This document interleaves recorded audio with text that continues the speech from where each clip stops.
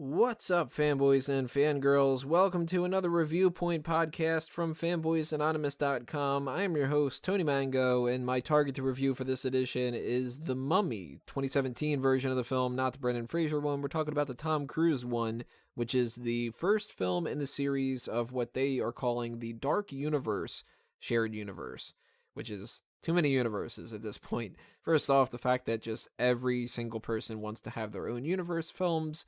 We've got the Marvel Cinematic Universe, which is doing it the best out of everybody.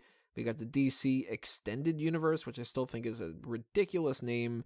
And then we've got, of course, the Transformers thing that they're trying to do. Now we've got the Dark Universe with the monster films from Universal Pictures that they own.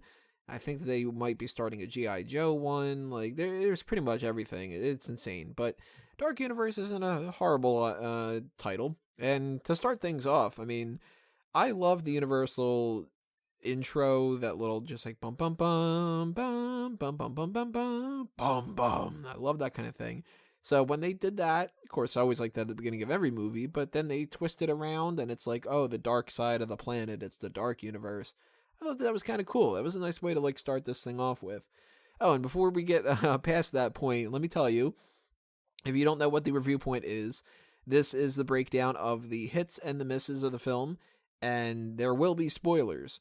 So if you have not seen the movie yet, and you don't want to know what happens, bookmark this, go check out the spoiler-free Minuteman review, go watch the movie, and then come back and check this out, unless you're the type of person who doesn't care about the spoilers, or maybe you actually specifically want spoilers, because that's going to be the determining factor of whether or not you want to see this movie.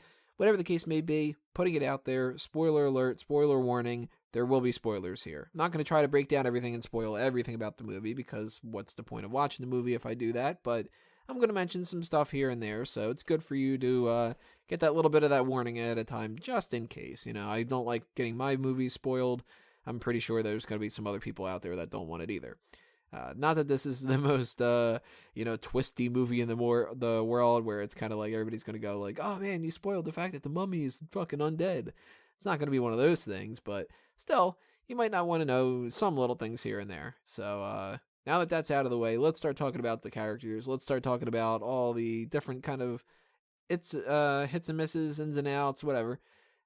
First things first, I gotta say, just the overall perspective about this movie. A lot of people were ragging on this. The current Rotten Tomatoes score is 20% now that I'm looking at it. I don't think that's that bad. I mean, it's not great, and there's certainly a lot that can be done that can kind of make this better in the future for like the other films that are going to be coming up, because we have a lot that's going to be coming up here. There's, what is there? There's like Bride of Frankenstein might be the next one. And then there's the Wolfman and the Invisible Man and Creature of the Black Lagoon. And then we've got Hunchback of Notre Dame.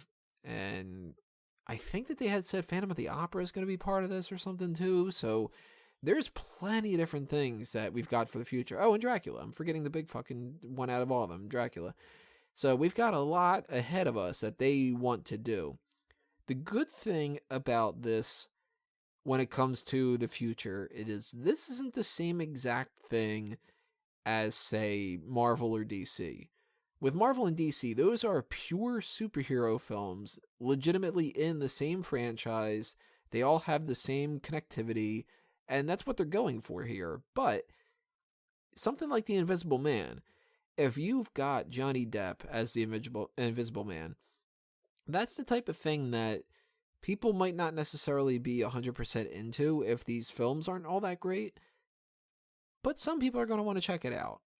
And whether or not you can get this universe going and you can kind of keep it all together and have this be some cross-promotional, Tom Cruise is in every single one of them type of thing, if they fail, you can probably still just take the resources of that and do a Johnny Depp Invisible Man movie and try to recoup some of your losses. Just don't give it the same budget and stuff like that. They can probably still pull that off, but I think that they'll be fine, at least for the future, for a little bit, because this movie wasn't bad. I did not think that it was going to be amazing, so I didn't go into this movie expecting it to be the next Kingsman, where I would be like surprised and actually end up loving it kind of thing. I don't love it by any means, but I didn't dislike it. I actually liked it decent enough. It was like, to give you a little bit of insight when it comes to the money, the movie ticket price for the ones that I go see, this is $14.62, and I am kind of stingy with my money. So to me, it's not necessarily worth the $15, but I happen to be a part of the AMC Stubs premiere program where you get like a little bit of money back every once in a while, and I buy tickets for everybody else. So every so often, I kind of get a free movie ticket out of it. Like there's rewards systems built in for this kind of thing. And for that, this basically came out to one of my free movies, just by buying tickets for everybody else, then them reimbursing me. I ended up essentially getting into this movie for free. So I can write it off like that. I mean, it's kind of like I didn't spend my money on this one. And that makes me feel a little bit better. Maybe other people are going to be like a little bit more disappointed that they spent money on it. And I certainly don't think that you should be watching this in 3D. You don't need to spend $20 on this movie. So I do think if some people want to kind of hold off and watch this on Netflix or so, that's more of what I think that people would end up kind of enjoying this with.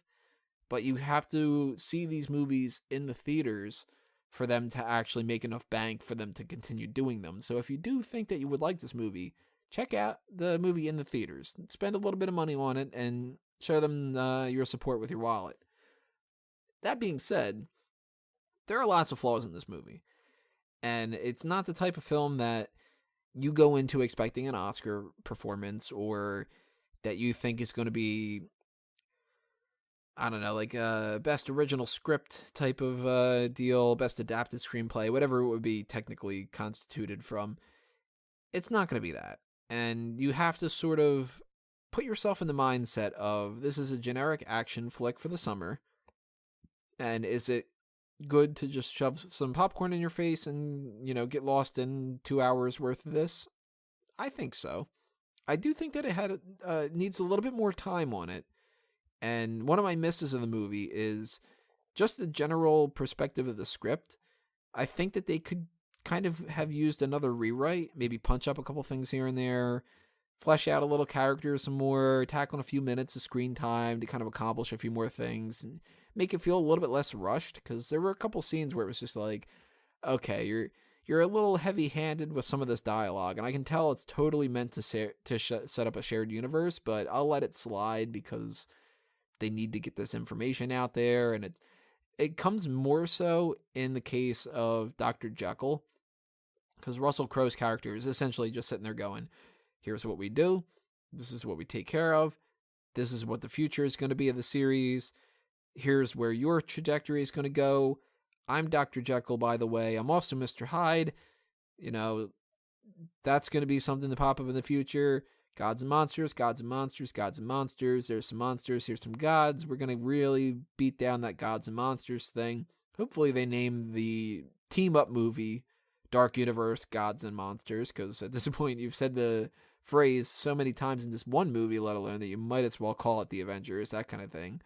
But Alex Kurtzman knows kind of what he's doing when it comes to sort of meshing a bunch of elements together, and Christopher McQuarrie and some of the other people, they know what they're doing. It's just a matter of, I think that there's a lot of cooks in the kitchen for this kind of thing, and that can get in the way a little bit. So that's a little bit disappointing in some regards, but it's not, going to kill the movie's spirit or anything like that. Character-wise, I said this earlier, the characters aren't really great. I wouldn't even go so much as to say they're not really great. They're kind of bad. They're not the worst things in the world. It's not like it's like a series of people that like I just have no interest in ever seeing again, because that's not the case. There's characters in here that I enjoyed a little bit. I just kind of wanted to see a little bit more out of them. Like Jake Johnson's character, Sergeant Vail, Chris Vail, I think is his name. He, spoiler alert again, gets killed in the movie. And the whole movie, I'm sitting there thinking to myself, damn, man, like they killed off my favorite character so far. And if you have seen Transformers 4, is that the Age of Extinction, that piece of trash? That movie was like, hey, we've got TJ Miller, he's going to be funny. By the way, he's dead, never mind, he's out of the movie in 20 minutes, that kind of thing. And that was like, whoa, what the fuck? What are you doing here? Jake Johnson, I was afraid was going to be in that kind of a role too, but thankfully they brought him back to life at the end of the movie, and he's going to be Tom Cruise's Sancho Panza. And I like that a lot. That means that the future of this franchise can have some good back and forth between those two, and that's cool. I like that. So that's good. That's a hit. I do kind of like Russell Crowe as Dr. Jekyll. I do not like him as Mr. Hyde. That idea of him being like that Cockney accent and stuff was fucking laughable. I do not understand why they went with that. Courtney B. Vance essentially has a cameo in this movie for the most part. They kill off Colonel Greenway like in 3 scenes, it feels like. So that sucks. He could have been like a powerful government presence in the films, and I would have kind of enjoyed that a little bit. Jenny Halsey, the main protagonist as far as the female side goes, other than, the mummy herself, she's fine, but she's underwritten, and she's more just like beautiful love interest than anything else, and I'll give them a little bit of credit. They tried to make her like the smart one. It's kind of like Tom Cruise is the action one, she's the smart one, because you sort of need like the smart and then the tough as like a balance out kind of equation. She's going to be the smart one, and I hope that she is going to continue to be in this franchise so she actually gets a little bit more time to kind of flesh out her character, because right now she is a bland character. She exists for no reason other than to be that love interest that he wants to save. But I can kind of see her not being a part of it. It's really odd. Like, I think that she could be one of those characters that we just look back and we go like, oh yeah, she was in that one. Like, she's not going to be that memorable. The mummy herself, I thought was fine. Like, Sofia Boutella is an interesting actress. She's done a lot of stuff now at this point, and everything I've seen her in, I've thought that she was more than capable. So her role was essentially just like, force of destruction. And she pulled it off. She seemed like a legitimate Egyptian. She seemed like a badass in certain parts, and she was creepy. And when you kind of merge the idea of mummy and zombie together, and you have her kind of going full blown and really like throwing herself into the role and stuff like that, it works. And then Tom Cruise's character, the main character that we're going to be following throughout this whole series, Nick Morton, is essentially every Tom Cruise character that you've seen. He is the exact same character from Edge of Tomorrow and from Oblivion and all those movies, essentially. He is just the same guy where he says that he doesn't have a heart of gold, but by the end of the movie, he's trying to save people. And, it's sort of like, do you like that role or do you not? I think it's fine. And the more movies that I see that Tom Cruise plays that character, the less interesting it is to me because I know where it's going. But if this is the first one that you've seen, then you're going to like it more. And if this is the 50th that you've seen, it might not hit as well because it's going to seem like it's retreading on familiar ground. For the purposes of this universe, I think that that's fine because the Nick Morton character needs to have some kind of flaws to him.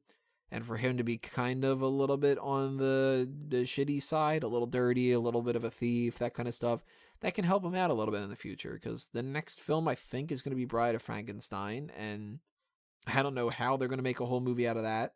I don't know how they're going to make a whole movie that's like on the action spectrum out of something like Creature of the Black Lagoon or Hunchback of Notre Dame. Like, I mean, I'm curious.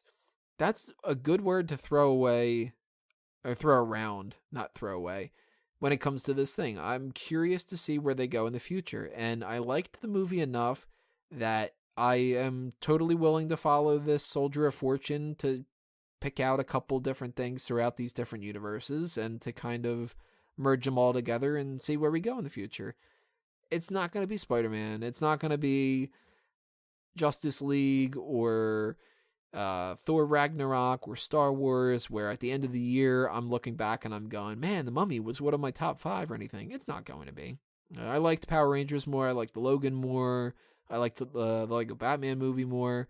But I would say that this is about on par as Ghost in the Shell, or the hell was the last movie that I had seen? Baywatch was before Wonder Woman. Wonder Woman's better than this. And Baywatch is worse than this. So I said before in my Minuteman review that if I have to give it a see it or a skip it, I'm going to give it a see it. And when it comes to the review point, the hits aren't really set that strong. There's not a whole lot of hits, but to be fair, there's not a whole lot of misses either. It's just one of those things where it's not quite up to par of what it could be, but it's good enough for what it is.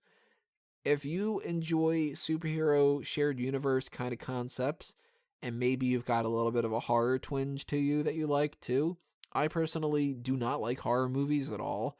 So the more horror aspects of this, I was just sort of like, meh. The more superhero stuff I was into, but sometimes it's good to have something a little bit different too. And, I watch DC and I watch Marvel, and I'll be watching all those kind of superhero movies and stuff. So if they start doing, like shared comedy universes and shared horror movie universes and stuff, I'm not going to watch a shared musical universe, but this kind of hybrid of horror and superhero, it's good enough to mesh the two worlds together where I'm in for it. So I will give it a thumbs up, but it's not going to be an enthusiastic thumbs up. It's a hit as far as I am curious for the future. I'm interested to see where they go. And if all the movies are as decent as this one was, then it's kind of the same as that King Kong Skull Island movie where, the sum of its parts might be worth more than just the individual films. So I am curious to see the next Godzilla movie, and even though I didn't like the first Godzilla all that much, and the King Kong Skull Island was pretty good, this one, pretty fine, and it's basically just, hey, let's see what you got next. Let's see if it's an improvement. If it's worse, then maybe I'll peter off, and maybe I won't watch the rest of the series. If it's better, then maybe we're on the upswing. Maybe this was them trying to figure out all the little kinks. Now they know what they like, what they don't like, what can appeal to certain audiences, that kind of thing. And then, of course, fuck if I know, maybe this movie bombs at the box office. Maybe they don't do any in the future. But it seems like they're interested to do a little bit more, and I'll be there to watch a little bit of them. So that's my rundown as far as the first film in this dark universe goes. Make sure that you leave your comments down below on YouTube or on the page on fanboysanonymous.com itself if you're listening to this on iTunes or Stitcher. Tell me what you thought about the movie, whether you agree or you disagree, what were your biggest hits, your biggest misses of the whole film, that kind of thing. And be sure to stay tuned to the website and the YouTube channel for more stuff coming your way. Not too sure about the next review. I know that I've got my tickets already for Spider-Man Homecoming, so that's going to be coming up at least whenever that movie comes out, July 5th or 8th or something. But maybe I'll see something else in the meantime. I'm kind of kicking my foot, and I really don't want to see Transformers, but maybe I will. I don't know. If you have any requests, drop them in the comments below as well, too. Just hit that subscribe button, as I said, and that little bell icon to get notified of any new reviews that pop up or any other videos that I do, whether it's a movie review or not. Follow us on Facebook and Twitter. Give us a thumbs up on this video itself. And that's it. So thanks for watching this, everybody. This has been another episode of The Review Point. I'm Tony Mango, and I'm a fanboy. See you next time. Geeks out.